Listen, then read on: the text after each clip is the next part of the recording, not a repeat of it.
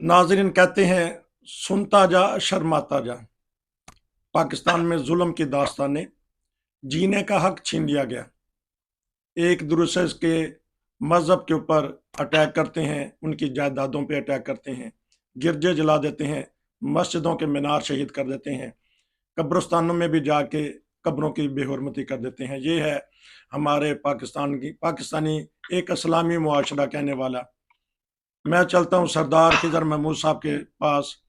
वो कल मुझे गाहे बगाहे रिपोर्ट तो देते रहे, लेकिन कल प्रोग्राम नहीं कर सके हम। तो उनके पास बहुत सारी अंदर की मालूमात हैं, क्योंकि ये जो बुनियादी इंसानी हकूक हैं उनके ऊपर बात करते हैं और कमीशन के मेंबर भी हैं। जी अस्सलाम वालेकुम। जी वालेकुम सलाम रहमतुल्लाहि व बरकातुहू। इस बड़े सानहे पे क्या कहना चाहते हैं? पूरी दुनिया में इसको कंडेम किया जा रहा है और पाकिस्तान क्या कहना चाहिए, बताइएगा अंदर की खबर, फिर उसके ऊपर देखिए, तबसरा दो करें। तीन बातें मैं और करता चलूं इस सानिया से आने से। हम्म, ये सानिया एक नहीं है। अच्छा। ये पाकिस्तान के अंदर मजहबी अकलीतों के साथ दुनिया के माज़ूर मुल्कों में जिनमें आप बैठे हुए हैं, वहाँ लफ्ज अकलियत गाली समझी जाती है जी। और बदतरीन लफ्ज समझ जाता है। जी। लेकिन बदकिस्मती से हमें पाकिस्तान की जब बात करते हैं तो हमें लफ्ज अकलियत इस्तेमाल करना पड़ता है और तकलीफ भी होती है। जी। लेकिन पाकिस्तान में जो अकलीतें या मजहबी डिफरेंसेस वाले हैं, यकीन रखें उनकी हालत उस तरह की है जिस तरह एक मुर्गी का डरबा होता है और वो मुर्गी फरोश जो है वो एक दफा हाथ डालता है तो एक को पकड़ लेता है, दूसरी दफा हाथ डालता है। इससे ज्यादा उनकी अकलीतों की या मजहबी डिफरेंसेस वालों की हालत नहीं है। गली गली जो है वो पागल इंसानियत दुश्मन, माशरे के दुश्मन, इस्लाम के दुश्मन, उस मुल्क के दुश्मन, उस मुल्क की तरक्की के दुश्मन, उस मुल्क के अमन के दुश्मन जो है वो खुले फिर रहे हैं और उनको सिर्फ अपनी इस फसाद में उनकी रोजी रोटी है। जी। मैं इस पूरे जो जो तौहीन रसालत का जो इल्जाम लगा, मैं उससे पहले उस कानून पे बात करूं। 295 एक कानून है कि किसी भी मजहब के रूहानी पेशवा के खिलाफ अगर बात करेंगे तो उस पे उसके खिलाफ 295 लगेगी। इसकी 3 साल सजा हुआ करती थी और ये कानून पास हुआ 1930 में। और उसके बाद से लेके हिंदुस्तान भी रहा, बांग्लादेश भी आपके साथ रहा। आपका 84 तक 7 केस रजिस्टर्ड हुए, 7 केस पूरे संबंध में। और बड़ा बड़ा एक बैलेंस केस है, बैलेंस कानून है कि आप किसी के साथ अपने को छोड़ो ना, दूसरे का छेड़ो ना, किसी के रूहानी पेशवा को बुरा मत कहो। और वही जो इस्लाम की एन तालीमात बिल्कुल उसका कानून था। जब जनरल ज़िया जब वापस आए तो उन्होंने आके ब्लास्फेमी वाला कानून बनाया। उसके बाद उस पर फिर सजा जो ये मजे की बात है, ये बिल जो पेश किया था, निसार आपा नाम था इनका, ये एहसन इकबाल की। अभी 2 साल पहले एहसन इकबाल ही खुद इसी कानून के नजर हुआ, उसको गोली मार गया लबैक का बंदा। और आपको मालूम है कि आज वो उसका क्लेम भी है कि गोली मेरी जिसका मंदिर है। ये कानून बना, उसके बाद उसकी सजा मौत कर दी गई।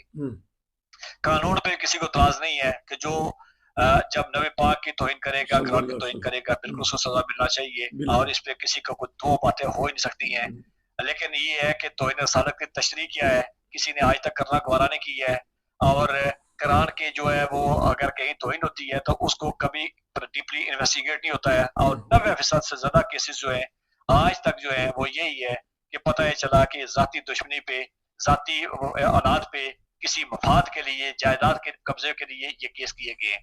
मैं बीइंग एक लॉ तालिब इल्म, मैं बहुत सारे केसेस में रहा भी हूँ, उनकी पैरवी करने का मुझे शर्फ हासिल हुआ है।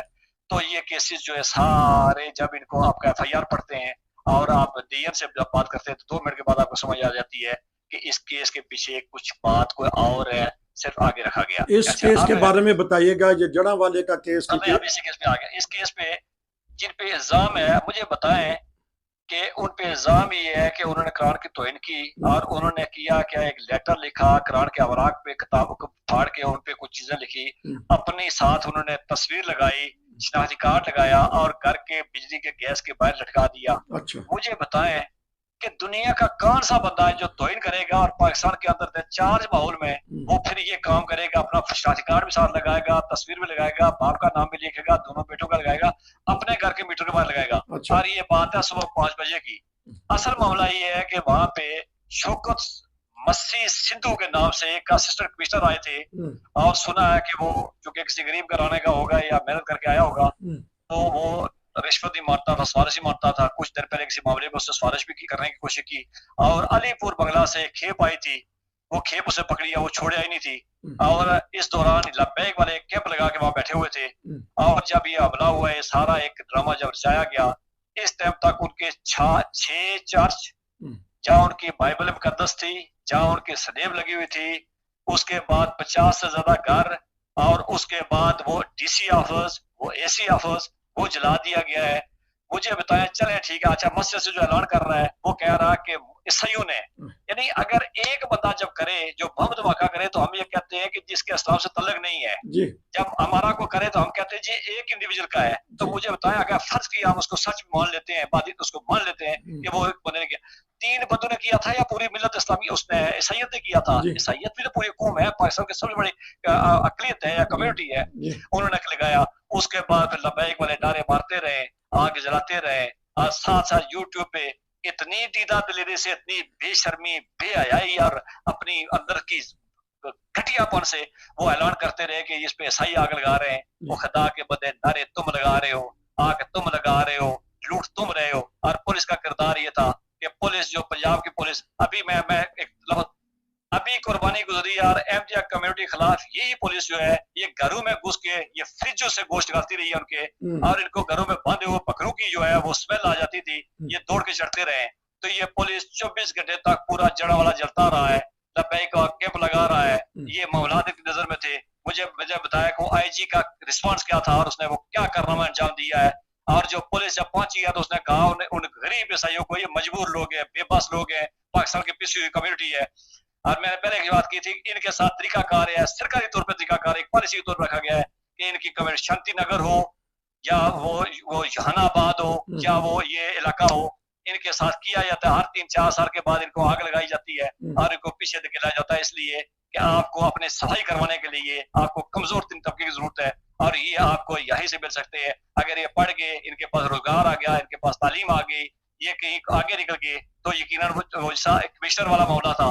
ये कमिश्नर अगर पूरे पाकिस्तान में 99% जो फौजी अफसर उसके जो इंतजामिया जो है वो पाकिस्तान की मुसलमानों की बैठी हुई है, मुसलमान मसलक बड़े मसलक से है, जो बात से अगर वो उनकी हमायत का मसला उनको नहीं बनता तो एक ईसाई जो कमिश्नर जो बैठा हुआ था वहां पे वो कितनी हमायत उनकी करता, लेकिन उसको टारगेट किया गया है और उसके बाद उस पूरे इलाके को जला के बसव कर दिया गया। पुलिस का किरदार ये था कि पुलिस जब वहां जाके पहुंची है तो पुलिस ने उन मजबूर बेबस औरतों को, आप उनकी हालत देखें, आप सो नहीं सकेंगे, उनको कहा कि तुम ये घरों के जो कागज उठाते हैं उठा सको, और उसके बाद ये उठा के तुम निकलो। उसके बाद उन घरों को लूटा गया है। ये कौन सा इस्लाम था जो लूटने का हुक्म देता था? कौन सा घर था जो उनके घरों को जलाने का हुक्म देता था? कौन सा इस्लाम था जो उनकी बच्चियों की जो के साथ खिलवाड़ करने की? और पुलिस जो है वो सत्तू पी के बैठी रही है, और ये खंजीर जिन्होंने पाले हुए हैं उनसे पूछे कि वो क्या कर रहे हैं, और वो कहाँ बैठे हुए हैं। ये मुल्क के अंदर लब्बैक का मैं अच्छा मैं एक सवाल कर लूं मैं आपसे। अब आपके जो अदारा है उसके ऊपर भी तो आता है ना कि आपने कहा कि पुलिस सत्तू पी के बैठी है, इंसानी कमीशन जो है हकूक का वो भी तो सत्तू पी के बैठा है, वो भी एक बस रिलीज दे देता है और शोहरत हासिल कर लेता है, तो उनका भी तो कोई किरदार होना चाहिए ना। बहुत अच्छा सवाल आपका। देखें, यूरोपीय यूनियन के कहने पे पाकिस्तान ने एक इदारा बनाया था, उसको national commission for human rights कहा जाता था, ठीक है नहीं?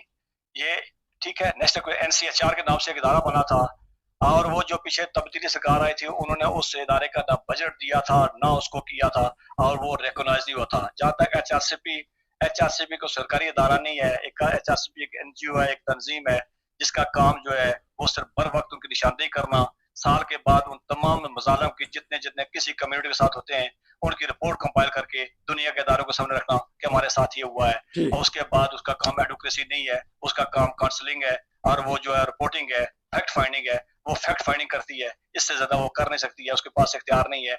इख्तियार उन इदारों के पास है जो अवाम के टैक्स से पलते हैं, और इख्तियार उन अवाम के पास है जिनको ये कौम अपना पेट पाल के कब करती है, और वो फिर अगर ना करें तो HRCP जैसे इदारों के पास जिनका ना इख्तियार है, जिनको ना सरोकार है, ना जिनकी इसको जिम्मेदारी है, वो एक बैठ के उनका एक अपना काम है वो करते हैं। और वो मेरे हर मैं हर इदारे का नाकद आने के बावजूद मैं समझता हूँ कि HRCP ने बर वक्त, कल भी कहा, HRCP बर वक्त निशानदेही करती है, HRCP बर वक्त इनको बताती है कि यह जगह पे आने लगा है, लेकिन ये आपके कान नहीं धरते हैं। और ये बैठे, मैंने कहा ना कि उनको जिनको कुर्बानी के गोश्त नजर आ रहा था, उनको ये चलाओ गया क्यों नजर आ रहा था, और 24 घंटे के बाद वहाँ उनको कितनी उनकी मदद की गई। उनको कहा गया तो सामान उठा के जो कागज उठा के भागना है भाग जाओ। कच्ची आबादी में कितने कागजात होते हैं, और सारा मामला क्या है। अच्छा, तो मीडिया चंद जो उनसे एंकर पर्सन है बोले हैं, जो बड़े बड़े एंकर हैं वो भी डरते हैं, पता नहीं किसी मसलत के तहत या उन्होंने कोई ओहदा लेना है सरकारी सतह पे।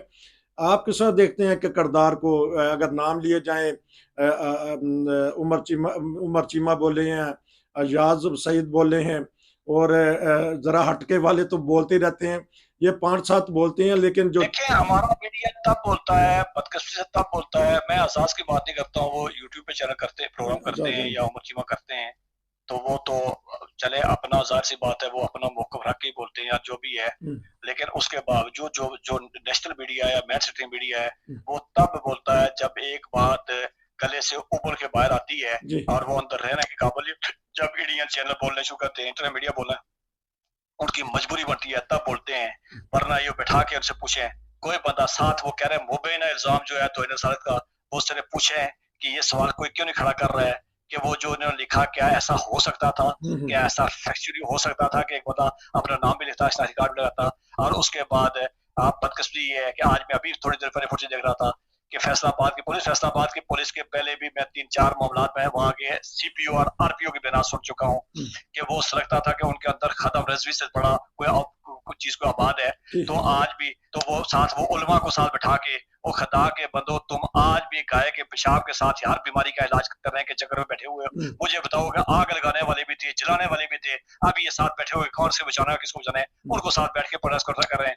जिस मुल्क में नसीर साहब आज 70 साल के बाद पोलियो का कतरा मौलवी की मर्जी के बगैर ही पिला सकते हैं, वो मुल्क कितना खुद मुख्तार है, वो कितना आजाद है और वो कितना क्या कर सकता है, ये एक क्वेश्चन मार्क है। अच्छा, हर दफ़ा हमारे उलमा कहते हैं कि इस्लाम अमन का दरस देता है, यकीनन हम सारे इस्लाम है ही इसका नाम, लेकिन ये आके कह देते हैं लेकिन इनका किरदार और होता है, मुंह से ये कुछ और कहते हैं। इस्लाम पे कोई बात नहीं की हमने, और इस्लाम वाकई अमन का ही दावेदार है, इस्लाम अमन की तालीम देता है, और इस्लाम की जहाँ जहाँ तालीम होगी वो अमन ही होगा। लेकिन मेरा सवाल ये है कि इन दहशतगर्दों से जिन्होंने घर लुटे, जिन्होंने चर्च जलाए, जिन्होंने खता की भेजी किताब को जलाया, जिन्होंने उनके उनके घरों को जलाया है, उनका इस्लाम से क्या ताल्लुक है, कौन सा इस्लाम है इसकी तालीम देता है। और जो साथ बैठे हुए हैं इनका एक पाकिस्तान में बड़ा आपने अभी सवाल किया मीडिया के, बड़ा टाइप सा एक जो है भूकंप आता है। होता क्या है कि जब मुल्क चल रहा होता है, कोई शहर चल रहा होता है, कोई बस्ती चल रही है, किसी जगह पे हमले हो रहे होते हैं, तो सारे चुपका सोच के बैठे होते हैं। जब वो अपना कारनामा अंजाम दे देते हैं, एक साइड से लंगड़ाता होता है, अशरफी आता है, मीडिया में बैठ के वो मजम्मत करता है, उसके बाद आपका मीडिया बोलना शुरू कर लेता है। ये स्टीरियोटाइप है, दुनिया को इस मुनाफिकों को पढ़ना होगा, इसको पहचानना होगा और इसको सदेबाप करना होगा। नहीं है तो ये जलती हुई आग आज एक घर को जला रही है, कल दूसरे को जलाएगी, कल तीसरे को जलाएगी। इस आग ने आग का काम चलना है और वो जलाती रहेगी, ये बचेगा कोई नहीं। वो उसका एक शेर है कि जलेंगे घर तो आएंगे तुम्हारे घर चलें उसको काट। तो नहीं, कोई बात नहीं, ये तो देखें, हमने तो बात की है कि हमारा चेहरा कुछ होता है, जुबान कुछ और कह रही होती है, हमारे आके उलमा बात कुछ कर रहे होते हैं, लेकिन हमारी गली मोहल्लों में बात कुछ और होती है। पूरा मुल्क जल चुका है। सरदार खिजर महमूद साहब बड़े दर्द दिल से बात कर रहे थे कि अगर मुल्क को बचाना है तो मुनाफिकत को ख़त्म करना होगा, जो इस्लाम दीन है अमन का। दुनिया को ग्लोबल दुनिया विलेज में आप बैठे हुए हैं, दुनिया के साथ दुनिया आपको पैसे देती है, दुनिया के निज़ाम पे आप चलते हैं, दुनिया आपके अस्पताल चलाती है, दुनिया आपके स्कूल चलाती है, दुनिया आपके तालीमी इदारे चलाती है, दुनिया आपको सड़कों के पैसे देती है, दुनिया आपको सोशल जो है वो डेवलपमेंट के पैसा देती है। पोलियो से लेकर आप दुनिया से लेकर चलते हैं, तो दुनिया के साथ अगर आपने पहला एक प्रोग्राम भी हमने किया उसी में ये बात की है, तो दुनिया को देखना होगा कि मामलात कहाँ पे है। एक कम्युनिटी है, उनके मुल्क जो है, ईसाई मुल्क जो है, उन्हीं मुल्कों के अवतार में पलने वाले हैं। अगर वहाँ उनके चंद घराने हैं, चंद लाख लोग रहते हैं, तो उनका हक है। और पाकिस्तान किसी के बाप की जागीर नहीं है, पाकिस्तान सबके रहने वालों के लिए बना था और कमजोर लोगों के लिए बना था। लेकिन बदकिस्मती से वहाँ इस्लाम को और कमजोर लोगों को जो नुकसान हुआ, इतना शायद दुनिया में किसी जगह भी नहीं हुआ। किसी जगह नुकसान नहीं हुआ, सिर्फ मजहब के नाम पर पाकिस्तान में खून की नदियां बहाई जा रही हैं। इस्लाम तो है ही अमन का दरस देने वाला मजहब। ये थे हमारे सरदार खिजर महमूद साहब। बाज़ दफ़ा जज्बात में आके बात कह देते हैं, लेकिन बात दिल की करते हैं, और दिल की बात जो सी दिल पे लगनी चाहिए। आपका बहुत शुक्रिया। नसीर को इजाज़त दीजिए। अस्सलाम वालेकुम।